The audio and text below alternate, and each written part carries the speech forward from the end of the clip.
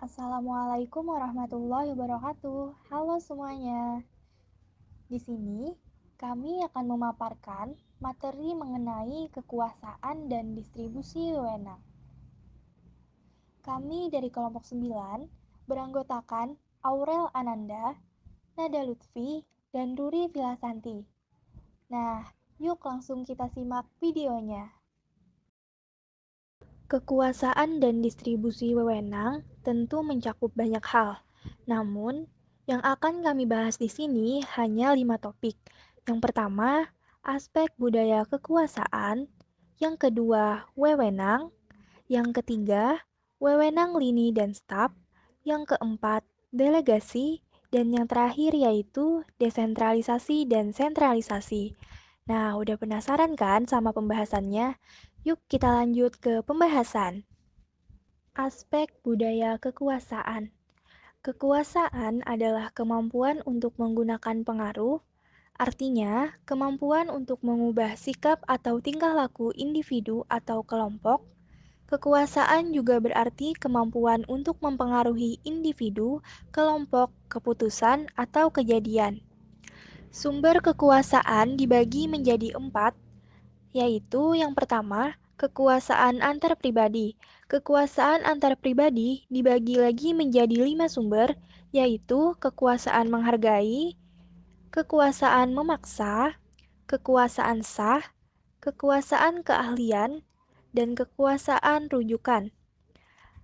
Adapun yang kedua yaitu kekuasaan struktural dan situasional, di mana kekuasaan ini dipandang sebagai mekanisme pengendalian yang mengatur organisasi, di mana pengambilan keputusan dialokasikan ke berbagai posisi, sehingga menciptakan kekuasaan dan wewenang formal dengan mengkhususkan orang-orang tertentu untuk melaksanakan tugas dan mengambil keputusan tertentu dengan memanfaatkan kekuasaan informal, mungkin timbul karena struktur informasi dan komunikasi dalam sistem tersebut.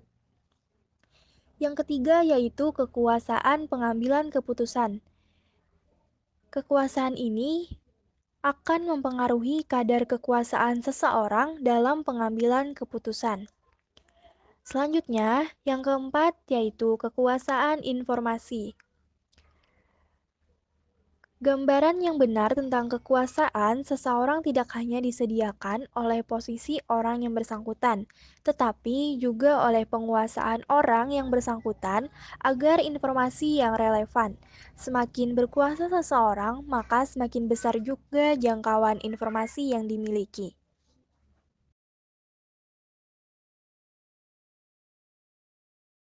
Karakteristik menangani kekuasaan. Menurut Johan, karakteristik menangani kekuasaan dengan sukses terbagi menjadi 4. Yang pertama, peka terhadap sumber kekuasaan mereka dan menghargai bahwa setiap dasar kekuasaan mempunyai keunggulan. Yang kedua, mempunyai sasaran karir yang membuat mereka mengembangkan dan menggunakan kekuasaan. Yang ketiga, bertindak secara dewasa dan mengembangkan diri. Dan yang terakhir, memahami bahwa kekuasaan perlu untuk melaksanakan pekerjaan. Bentuk-bentuk kekuasaan. Bentuk kekuasaan terbagi menjadi 2, yaitu kekuasaan pribadi dan kekuasaan posisi. Kekuasaan pribadi, di mana kekuasaan ini didapat dari pengikut dan didasarkan pada seberapa besar pengikut tersebut mengagumi, respek, dan terikat pada pimpinan. Sedangkan kekuasaan posisi didapat dari wewenang formal suatu organisasi. Besarnya kekuasaan ini tergantung seberapa besar wewenang didelegasikan kepada individu yang menduduki posisi tersebut. Kekuasaan posisi akan semakin besar bila atasan telah mempercayai individu.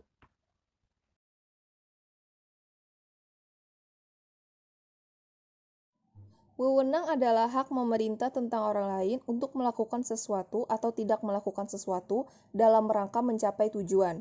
Wewenang adalah hak formal dan legitimasi dari seorang manajer untuk membuat keputusan, mengeluarkan perintah, dan mengalokasikan sumber daya untuk mencapai hasil yang diinginkan organisasi. Ada dua pandangan yang berlawanan mengenai sumber wewenang. Yang pertama, pandangan klasik. Wewenang menunjukkan bahwa wewenang berasal dari tingkat yang amat tinggi, dan kemudian secara hukum diteruskan ke bawah melalui tingkat demi tingkat. Yang kedua ada pandangan penerimaan, mengatakan bahwa dasar pewenang tidak terletak dalam diri orang yang dipengaruhi, bukannya orang yang mempengaruhi. Kemudian ada wewenang lini dan staf. Yang pertama, kewenangan lini. Wewenang manajer yang bertanggung jawab langsung di seluruh rantai komando organisasi untuk mencapai sasaran organisasi. Yang kedua, kewenangan staf. Wewenang kelompok individu yang menyediakan saran dan jasa kepada manajer lini. Dalam hal ini, wewenang staf lebih sempit, yaitu meliputi hak untuk memberi nasihat, rekomendasi, dan konsul dalam bidang keahlian khusus yang dimiliki staf. Yang ketiga ada kewenangan fungsional, yaitu wewenang staf departemen untuk mengendalikan aktivitas departemen lain terkait dengan tanggung jawab staf spesifik, meliputi departemen keuangan, departemen sumber daya manusia, dan lain-lain. Sumber konflik lini dengan staf. Beberapa faktor dapat menimbulkan berbagai konflik di antara departemen dan orang-orang lini dan staf. Faktor-faktor tersebut meliputi yang pertama, perbedaan umur dan pendidikan. Orang-orang lini biasanya lebih muda dan lebih berpendidikan daripada orang-orang staf, sehingga menimbulkan kesenjangan antar generasi. Yang kedua ada perbedaan tugas, di mana orang-orang lini lebih teknis dan generalis, sedangkan staf tidak. Yang ketiga ada perbedaan sikap. Ini tercermin pada orang staf cenderung memperluas wewenangnya dan cenderung memberikan perintah kepada orang lini untuk membuktikan eksistensinya. Kemudian, staf cenderung merasa yang paling berjasa untuk gagasan-gagasan yang diimplementasikan oleh lini. Sebaliknya, orang lini mungkin tidak menghargai peranan staf dalam membantu pemecahan masalah-masalahnya. Lalu, yang terakhir, orang staf selalu merasa di bawah perintah orang lini. Di lain pihak, orang lini selalu curiga bahwa orang staf ingin memperluas kekuasaannya. Yang terakhir ada perbedaan posisi. Manajemen puncak mungkin tidak mengomunikasikan secara jelas luasnya wewenang staf dalam hubungannya dengan lini. Padahal organisasi departemen staf ditempatkan relatif pada posisi tinggi dekat dengan manajemen puncak. Departemen lini dengan tingkatan lebih rendah cenderung tidak senang dengan hal tersebut. Delegasi wewenang. Delegasi didefinisikan sebagai pelimpahan wewenang dan tanggung jawab formal kepada orang lain untuk melaksanakan kegiatan tertentu. Pelimpahan wewenang adalah proses pengalihan tugas kepada orang lain yang sah atau terlegitimasi menurut mekanisme tertentu dalam organisasi dalam melakukan berbagai aktivitas yang ditujukan untuk mencapai tujuan organisasi yang jika tidak dilimpahkan akan menghambat proses pencapaian tujuan tersebut. Pedoman delegasi terdiri atas 3, yaitu yang pertama delegasi skalaer. Dalam proses pendelegasian harus ada garis wewenang yang jelas karena akan membuat anggota organisasi lebih mudah untuk mengetahui kepada siapa dia dapat mendelegasikan, dari siapa dia akan menerima delegasi, kepada siapa dia harus memberikan pertanggungjawaban. Yang kedua, prinsip kesatuan perintah. Menyatakan bahwa setiap bawahan dalam organisasi seharusnya melapor hanya kepada seorang atasan. Yang terakhir, tanggung jawab dan akuntabilitas menyatakan bahwa agar organisasi dapat menggunakan sumber dayanya dengan efisien, konsekuensi wajar peranan tersebut adalah setiap individu dalam organisasi melaksanakan tugas yang dilimpahkan kepadanya secara efektif. Bagian penting dari delegasi bertanggung jawab dan wewenang adalah akuntabilitas penerimaan tanggung jawab, dan wewenang berarti individu juga setuju untuk menerima tuntutan pertanggungjawaban pelaksanaan tugas. Kemudian ada manfaat pelimpahan wewenang. Yang pertama, pelimpahan wewenang memungkinkan subbagian atau bawahan mempelajari sesuatu yang baru dan memperoleh kesempatan untuk melakukan sesuatu yang baru tersebut. Yang kedua, bahwa pelimpahan wewenang mendorong terjadinya keputusan yang lebih dalam berbagai hal. Yang ketiga, penyelesaian pekerjaan akan dapat dilakukan dengan lebih cepat sekiranya pelimpahan wewenang tersebut berjalan sebagaimana mestinya dan diberikan kepada orang yang bertanggung jawab. Louis Elin mengemukakan beberapa teknik khusus untuk membantu manajer melakukan delegasi dengan efektif. Yang pertama, tetapkan tujuan. Bawahan harus diberitahu maksud dan pentingnya tugas-tugas yang didelegasikan kepada mereka. Yang kedua, tegaskan tanggung jawab dan wewenang. Bawahan harus diberi informasi dengan jelas tentang apa yang harus mereka pertanggungjawabkan dan bagian dari sumber daya organisasi mana yang ditempatkan di bawah wewenangnya. Yang ketiga, berikan motivasi kepada bawahan. Manajer dapat mendorong bawahan melalui perhatian pada kebutuhan dan tujuan mereka yang sensitif. Keempat, meminta penyelesaian kerja. Manajer memberikan pedoman, bantuan, dan informasi kepada bawahan, sedangkan para bawahan harus melaksanakan pekerjaan sesungguhnya setelah didelegasikan. Yang kelima, berikan latihan. Manajer perlu mengarahkan bawahan untuk mengembangkan pelaksanaan kerjanya. Dan yang keenam, adakan pengawasan yang memadai. Sistem pengawasan yang terpercaya dibuat agar manajer tidak perlu menghabiskan waktunya dengan memeriksa pekerjaan bawahan terus-menerus. Beberapa alasan yang menyebabkan manajer gagal dalam melakukan delegasi, yaitu antara lain, pertama, manajer merasa lebih bila mereka tetap mempertahankan hak pembuatan keputusan. Kedua, manajer tidak bersedia menghadapi risiko bahwa bawahan akan melaksanakan wewenangnya dengan salah atau gagal.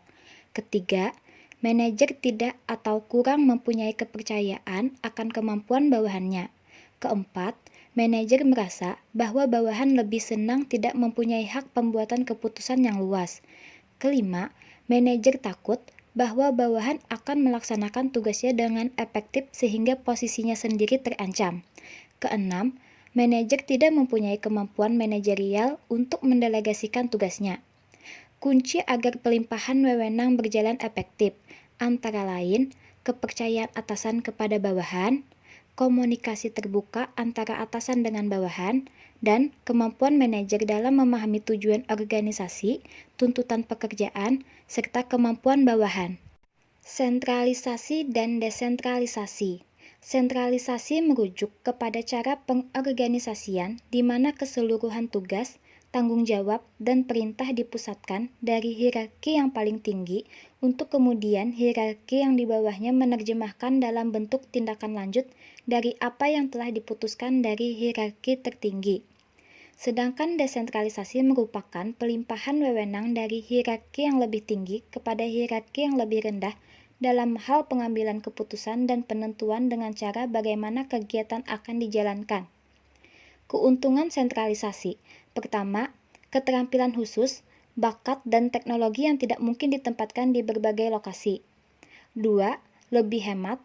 Ketiga, penaikan dalam teknologi komunikasi mempermudah pergerakan uang, informasi kredit, transportasi, dan pemrosesan dari sentral.